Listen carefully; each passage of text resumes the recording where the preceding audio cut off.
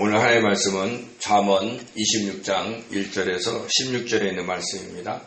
우리 다 같이 합독하시겠습니다. 미련한 자에게는 영예가 적당하지 아니하니 마치 여름에 눈 오는 것과 추수 때에 비 오는 것 같으니라. 까닭없는 저주는 참새가 떠도는 것과 제비가 날아가는 것 같이 이루어지지 아니하느니라. 말에는 채찍이요 나귀에는 재갈이요 미련한 자의 등에는 막대기니라. 미련한 자의 어리석은 것을 따라 대답하지 말라. 두렵건대 너는 그와 같을까 하노라. 미련한 자에게는 그의 미련함 어리석음을 따라 대답하라. 두렵건대 그가 스스로 지혜롭게 여길까 하노라. 미련한 자의 편에 기별하는 것은 자기의 발을 베어버림과 해를 받음과 같으니라. 저는 자의 다리는 힘없이 달렸나니 미련한 자의 입에 잠언도 그러하니라. 미련한 자에게 영예를 주는 것은 돌을 물매에 매는 것과 같으니라. 미련한 자의 입에 잠언은 술 취한 자가 손에 든 가시나무 같으니라. 장인이 온갖 것을 만들지라도 미련한 자를 고용하는 것은 지나가는 행인을 고용함과 같으니라. 개가 그 토한 것을 도로 먹는 것 같이 미련한 자는 그 미련한 것을 거듭 행하느니라. 내가 스스로 지혜롭게 여기는 자를 보느냐 그보다 미련한 자에게 오히려 희망이 있느니라. 아멘. 아멘. 오늘 본문은 다른 때보다 약간 깁니다. 왜냐하면 잠언 26장 1절에서 12절에 있는 말씀인데요. 그 12절 말씀까지는 미련한 자에 대해서 쭉 얘기를 하고 있습니다.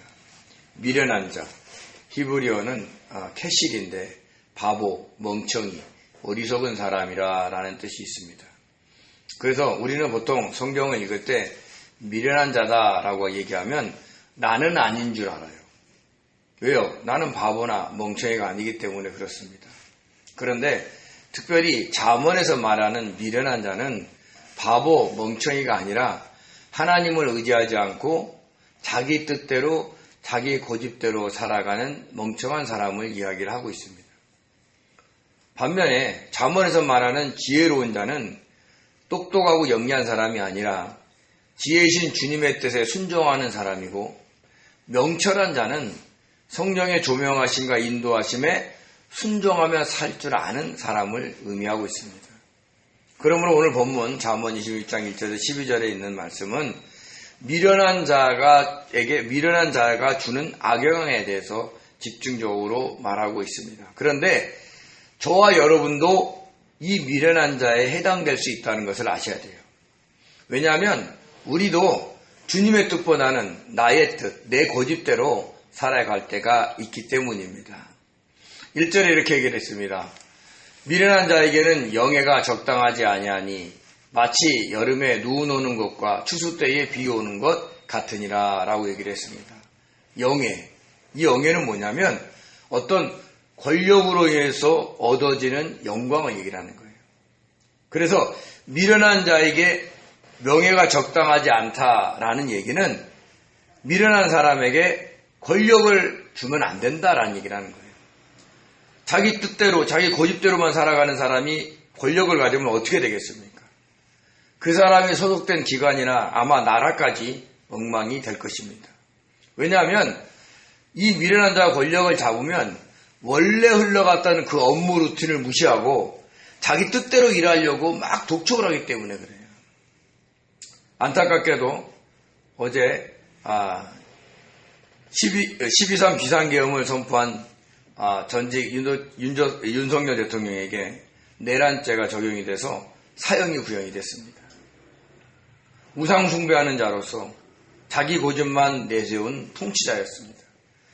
근데 그 통치자가 얼마나 나라를 망쳐놨는가, 우리는 3대 특검을 통해서 드러난 사실만 보아도 그것을 알 수 있고, 그동안에 우리나라는 전직 대통령의 부부의 전유물이었다는 것을 알 수 있습니다.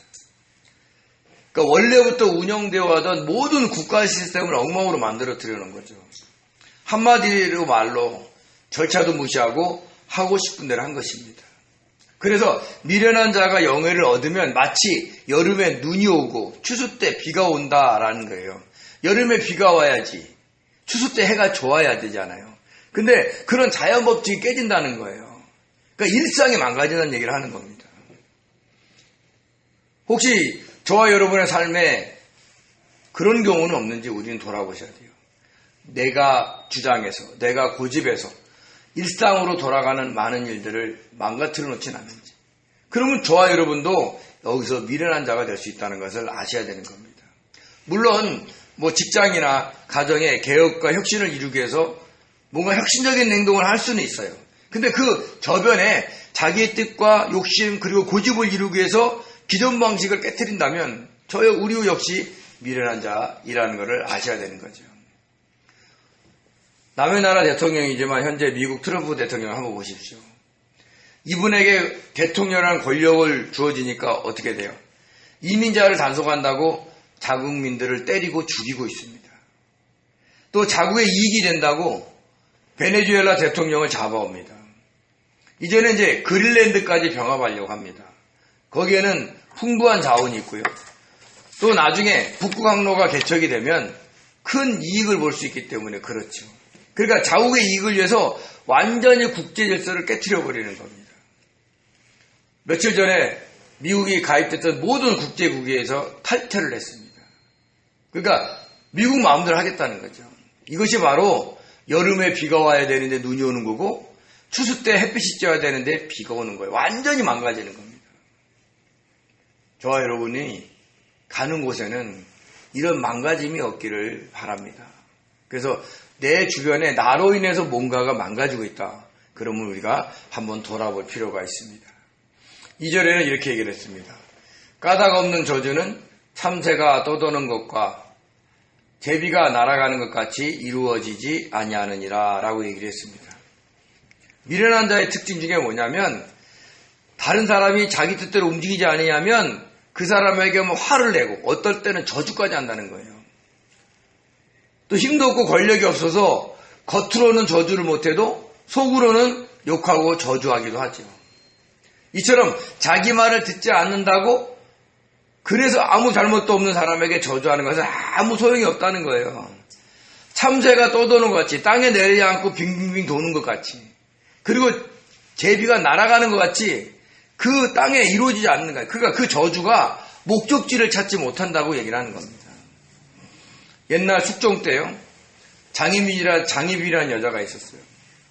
그래서 인현왕후가 병들어 죽기를 바라서 인현왕후의 초상화를 그려놓고 거기다 막 화를 쏜 그런 야사가 있습니다.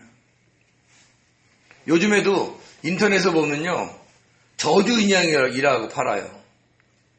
그래서 자기가 싫어하는 사람의 이름을 써놓고 거기다가 바늘로 찍는다든지 뭘로 한다든지 욕을 한다든지 그런 게 있어요.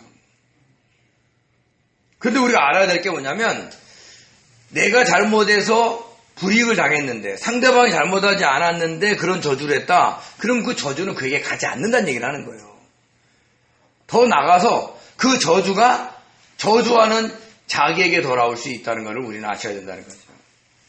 이 영적 원리를 주님은 제자들을 파송했을 때 말씀을 하셨습니다. 마태복음 10장 12절 13절 이렇게 얘기합니다. 또 그 집에 들어가면서 평안하기를 빌라.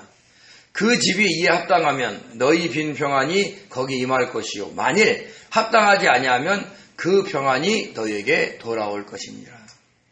전도하러 가기 위해서 방문한 지역의 집에 갔는데 그 집에 들어갈 때 먼저 이 집이 평안하기를 빌라는 겁니다. 그런데 만약에 그 집이 너희가 빈 평안에 합당하면 그 평안이 그 집에 임하니까 좋고 만약에 그렇지 아니하면 너희가 빈 평안이 너희에게로 돌아오니까 좋지 않겠냐. 그러니까 어디를 가든지 평안하기를 빌리라고 얘기를 하는 겁니다. 그래서 성도들은 어느 곳에 가면 앉자마자 그 집이 평안하기를 빌고 있습니다. 이처럼 자기 말을 듣지 않는다는 이유로 특별한 이유 없이 저주를 한다면 그래서 그 상대방이 그 저주에 합당하지 않으면 그 저주가 저주하는 자기에게 돌아온다는 것을 우리는 잊지 마셔야 돼요. 그래서 할 수만 있으면 막 속이 불이 나도 왼수라 할지라도 우리가 저주보다는 축복하고 그리고 그를 위해서 기도하는 사람이 되셔야 돼요. 그 사람이 아주 나쁘다. 그래서 내가 그를 축복하고 그의 평안을 빌었는데 그가 합당하지 않았어. 그러면 우리가 기도한 것이 우리에게 올 수 있다는 거예요. 그래서 주님을 믿는 성도들은 항상 좋은 말을 해야 된다는 것을 잊지 마시기 바랍니다. 3절에는 이렇게 얘기합니다. 말에는 채찍이요, 나귀에게는 재갈이요, 미련한 자의 등에는 막대기니라 라고 이야기를 했습니다. 그러니까 말과 나귀는 야생에 있는 기질이 있기 때문에 길들여야지만이 사람이 다룰 수가 있어요. 그러기 위해서는 말은 채찍을 가야 되고 나귀는 재갈을 물려야 된다는 얘기를 하고 있습니다. 그래서 시편 32편 8절에서 9절에도 이렇게 얘기합니다. 내가 내 갈 길을 가르쳐 보이고 너를 주목하여 훈계하리로다. 너희는 무지한 말이나 노새같이 되지 말지니라. 그것들은 재갈과 굴레로 단속하지 아니하면 너희에게 가까이 가지 아니하리로다. 하나님이 길을 제시할 때 순종해서 가라는 거예요. 말과 노새처럼 재갈과 굴레로 단속하기 전에 순종하라는 얘기를 하고 있는 겁니다. 그렇듯 말과 나귀를 우리 뜻대로 부리려면 그런 저런 억압을 줘야 된다는 거죠. 근데 미련한 자의 등에는 막대기다라고 얘기하는 것은 미련한 자가 말 안 들으면 막대기를 때려서라도 듣게 해야 된다는 얘기를 하는 거예요. 왜 이 말을 했을까요? 우리가 사무엘하 7장 14절에 이렇게 얘기합니다. 나는 그에게 아버지가 되고 그는 내게 아들이 되리니 그가 만일 죄를 범하면 내가 사람의 매, 즉 사람의 막대기와 인생의 채찍으로 징계하려니와. 하나님이 나단 선지자를 통해서 다윗과 언약을 맺을 때 하신 말씀입니다. 그러니까 앞으로 다윗과 그 후손에게 내가 영원한 왕위를 물려줄 테니까, 즉 오늘날 영적으로 왕인 우리에게 물려줄 테니까 그들이 만약에 잘못하면 버리지 않고 사람의 막대기와 인생의 채찍을 징계해서라도 내가 돌아오게 하겠다라고 얘기를 하는 겁니다. 사람의 매, 사람의 막대기. 그러니까 막 가족이나 지인, 그러니까 내 주변에 나를 훈련시키려고 수많은 사람들을 통해서 하나님이 나로 막대기 역할을 하게 만드는 거예요. 그 사람들이 나의 막대기 역할을 하게 만든다는 거예요. 그래서 내가 순종하는 사람이 되게 하는 거죠. 주님은 우리를 위해서 시험을 허락하셔요. 시련을 주시는 거죠. 왜 그럴까요? 우리 안에 선악과를 먹음으로 내려온 그 아담의 원죄가 있어서 우리는 언제든지 내가 하나님처럼 내 마음대로, 내 생각대로, 내 고집대로 하고 싶어하는 그 미련한 성향이 있는 거예요. 그거를 없애기 위해서, 즉 그 미련한 자의 기질을 빼내기 위해서 주변에 막대기를 세워서 우리를 징계할 때가 있다는 거예요. 그래서 저와 여러분이 나를 좀 힘들게 하는 사람이 있다. 그러면 혹시 내가 미련한 자가 아닌가 한번 돌아보시면서 회개하는 시간을 가지면 좋겠습니다. 4절과 5절은 이렇게 얘기합니다. 미련한 자의 어리석은 것을 따라 대답하지 말라. 두렵건대 너도 그와 같을까 하노라. 5절에는요. 미련한 자에게는 그의 어리석음에 따라 대답하라. 두렵건대 그가 스스로 지혜롭게 여길까 하노라 라고 얘기했습니다. 그러니까 4절에서는 대답하지 마라. 5절에서는 대답해라. 뭐 하라는 얘기예요? 미련한 자의 말에 맞장구 치지 말라는 거예요. 미련한 자의 말에 대답하지 않으면 너도 그와 같을까 하노라는 얘기를 하는 거예요. 근데 미련한 자에게 막 대답을 했어. 대답하지 않아. 그러면 어떻게 돼? 그 사람이 막 자기가 지혜로운 줄 알고 막 업된다고요. 그럴 때는 그가 뭘 잘못했던가를 대답해 주라는 얘기를 하는 거예요. 즉 미련한 자가 말하는 것에 끌려가지 말라는 거예요. 일례로 이렇게 얘기를 합니다. 어떤 사람이 주님께서 어제 당신이 나에게 몸을 도우라고 말씀하셨어요. 이런 사람이 간혹가다 있어요.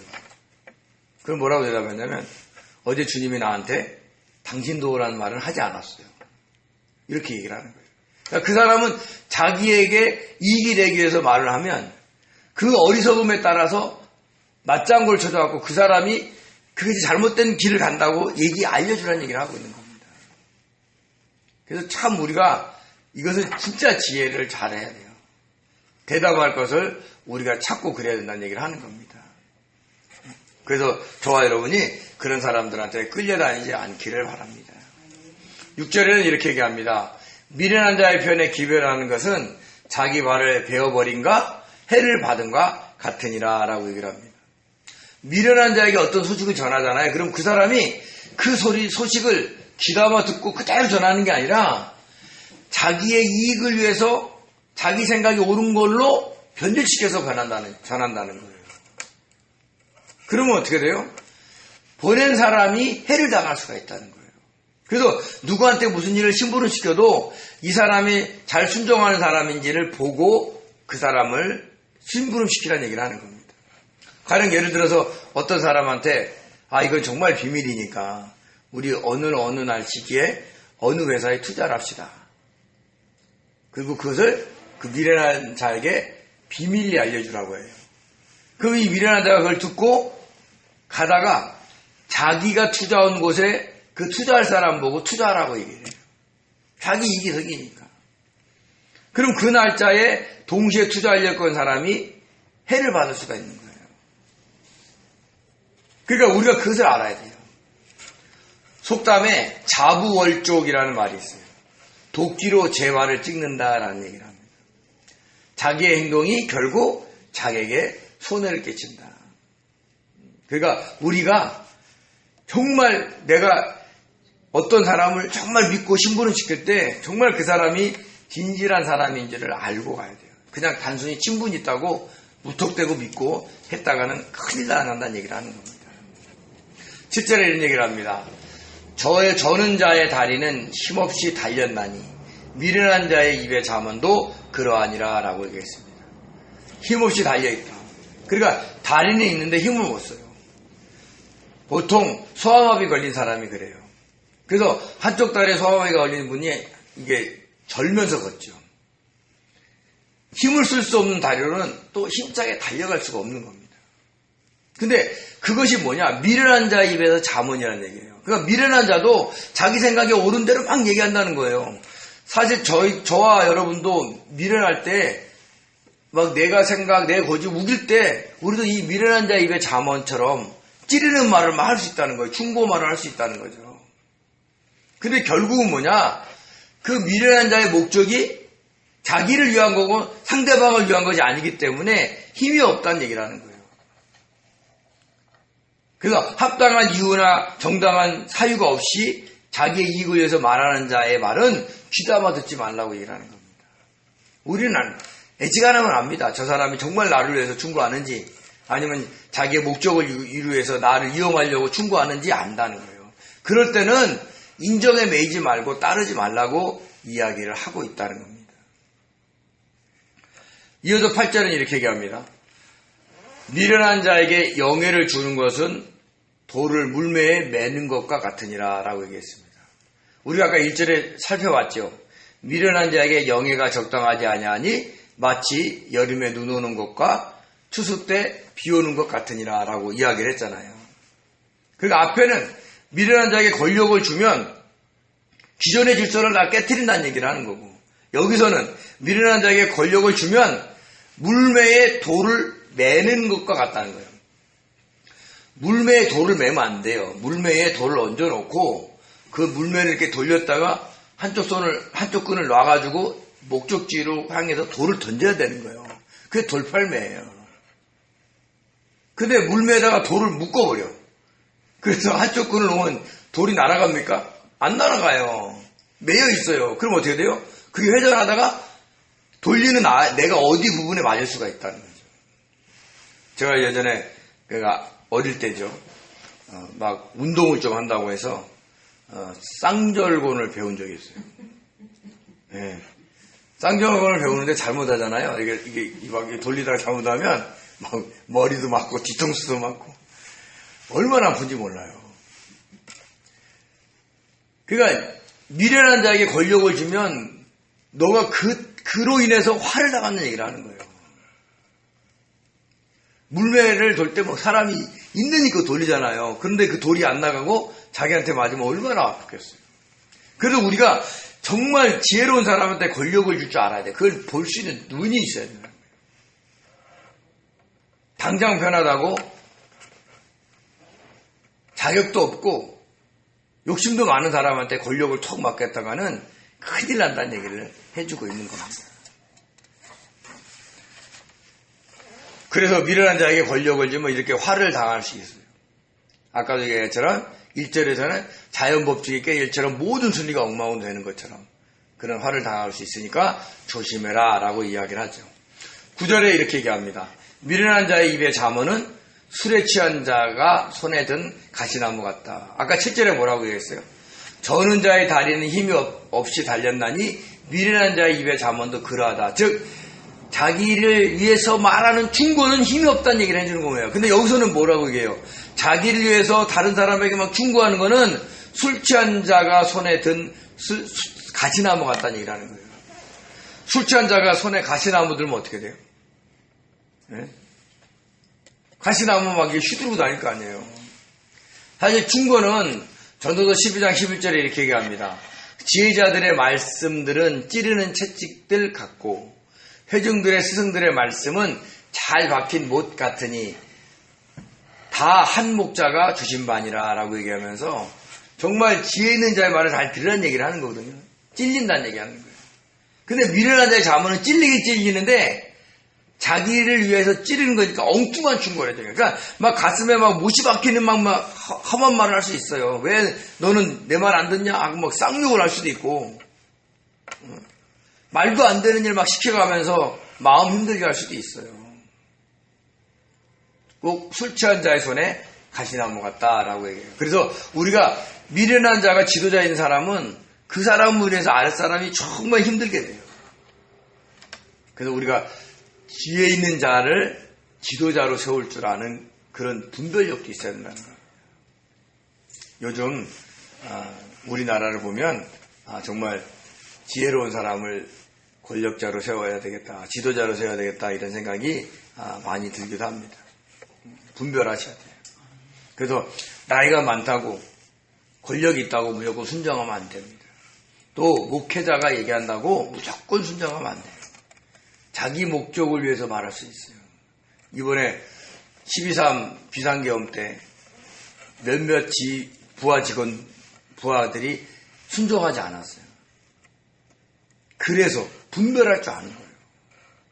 이거는 잘못하다간 전 국민이, 많은 국민이 죽는 일이구나 해서 순종하지 않는 사람 때문에 그 이유 때문에서라도 우리가 이렇게 지금 평안하게 사는 겁니다. 그래서 저와 여러분도 내가 혹시 미련한 자처럼 막 다른 사람한테 찌르르 말하지 않나 살펴보셔야 되고 또 다른 사람이 하는 말에 무조건 아픈 말 한다고 그냥 무조건 순종해야지 그러지 말고 분별하면서 우리가 잘 지혜롭게 행동하시기 바랍니다.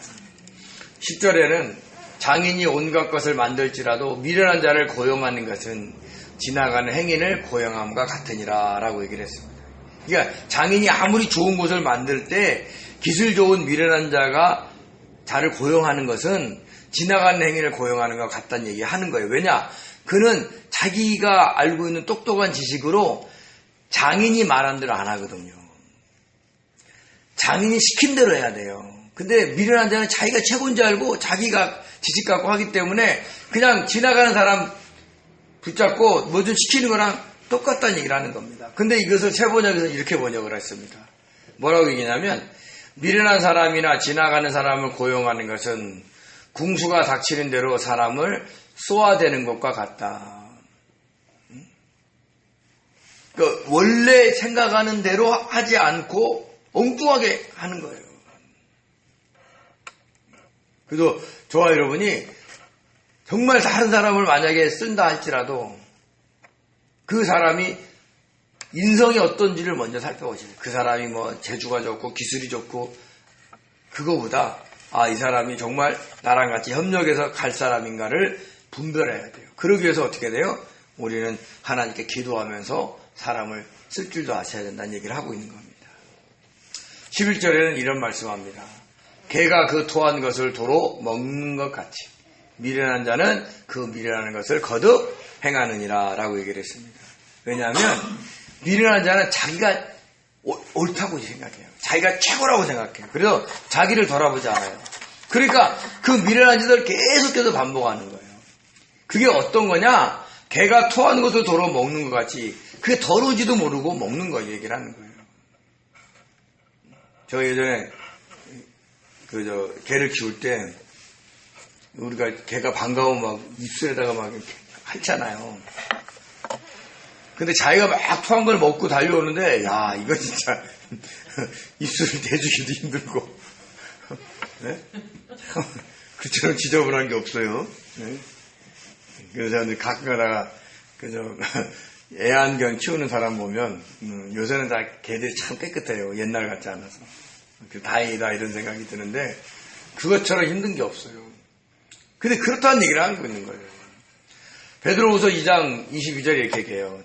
참된 속담에 이르기를 개가 그 토하던 것에 돌아가고 돼지가 씻었다가 더러운 구덩이에 도로 누웠다 하는 말이 그들에게 응하였느니라. 거짓 교사들이 이렇다는 얘기를 하는 거예요. 그러니까 자기가 무조건 옳다고 그 어리석은 짓을 계속 하는 거예요. 그게 맞는지 틀린지도 모르고. 그러니까 그런 사람들은 정말 조심하라 이야기를 하고 있는 거죠. 마지막으로 12절에서는요 반대로 미련한 자보다 더한 사람이 있다는 얘기를 해주고 있어요. 12절에 이렇게 얘기합니다. 내가 스스로 지혜롭게 여기는 자를 보느냐? 그보다 미련한 자에게 오히려 희망이 있느니라 라고 얘기를 했습니다. 자, 희망은 그 사람에게 어떤 잡을 수 있는 끈, 저 사람이 그래도 좀 나아지겠지 이런 사람이 있는 거예요. 근데 어떤 사람이냐? 스스로 지혜롭게 여기는 자는 어떤 사람이에요? 자아도취에 빠져서 자기가 아주 유능하고 똑똑하다고 생각하는 사람이에요. 그런 사람은 자기의 고집이나 뜻을 강하게 주장하는 미련한 자보다 더하다는 거예요. 우리가 옛날에 그런 얘기하죠. 헛똑똑이다. 그러니까 이런 사람들은 바꾸질 않아요. 더군다나 있잖아요. 영적으로 은사가 있다는 사람들이 아주 무서워요. 주님의 음성을 듣는다 그래요. 그분들. 그래서 자신은 주님의 모든 걸 다 알려주셔서 내가 하는 말은 곧 주님의 말씀이다라고 이야기를 하는 사람들이 있습니다. 이런 사람들은 있잖아요. 아무리 얘기해도 설득이 안 돼. 왜?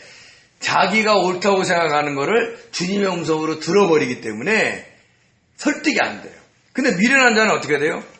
아까 사람의 막대기로 등을 때려서라도 고칠 수 있는 방법은 있는데 스스로 지혜롭게 자기가 다 안다. 더군다나 막 주님 뜻을 내가 분별해서 내가 주님의 말씀을 한다. 이런 사람들 고칠 수가 없어요. 그러니까 그런 사람들은 떠나야 돼. 그런 사람들과 관계를 끊어야 돼요. 그래서 우리가 확실히 알아야 될 게 뭐냐면 주님의 뜻대로 살아가려는 영적인 사람은 겸손합니다. 그리고 항상 남을 나보다 낮게 여기려고 해요. 잘 안 돼. 그래도 해. 그리고 어딜 가든지 내가 누구한테 순종해야 되는가를 주님께 물어요. 함부로 높은 자리에 안 올라가요. 왜? 하나님이 싫어하시거든요. 스스로 지혜롭게 여기는 자가 어떤 자예요? 교만한 자예요. 하나님이 이 땅에서 가장 싫어하는 자가 뭐냐? 교만한 자를 싫어해요. 결국 사탄 루시퍼도 왜 추방됐느냐? 교만해져서 하나님의 자리를 넘보다가 추방이 된 거예요. 그래서 하나님은 자기를 드높이는 사람을 좋아하지 않습니다. 그래서 저와 여러분이 미련한 자가 되지 마시기 바라요. 내 뜻, 내 고집 너무 주장하지 마세요. 내가 틀렸을 수 있다는 것을 주님 앞에 고백하고 주님 나를 좀 볼 수 있도록 내가 알 수 있도록 도와달라고 성령의 도우심을 구해야 돼요. 그리고는 정말 내가 최고로 모든 걸 다 잘한다. 그래서 내가 누구에게도 조언을 들을 필요가 없다. 이런 생각을 갖지 마시라는 얘기를 하는 겁니다. 지혜로운 사람, 즉 지혜이신 주님의 뜻대로 살아가려는 사람은 겸손해야 된다는 걸 잊지 마시고 저와 여러분이 항상 자기를 돌아보고 또 성령을 통해서 분별할 줄 아는 그래서 고쳐갈 줄 아는 그런 복된 성도 되시기를 예수님의 이름으로 축원드립니다. 기도하겠습니다. 은혜로우신 하나님 감사드립니다. 아버지 저희들이 나 스스로 지혜롭게 여기지도 말게 하시고 내 생각이 항상 옳다라는 그런 미련한 자의 반열에 서 있지 않게 도와주시고 항상 성령께 구하면서 자기를 돌아보면서 지으신 주님의 뜻에 순종하며 살아가는 그런 성도들 될 수 있도록 역사하여 주옵소서. 함께 하실 줄 믿고 감사하며 예수님의 이름으로 기도드립니다. 아멘. 아멘.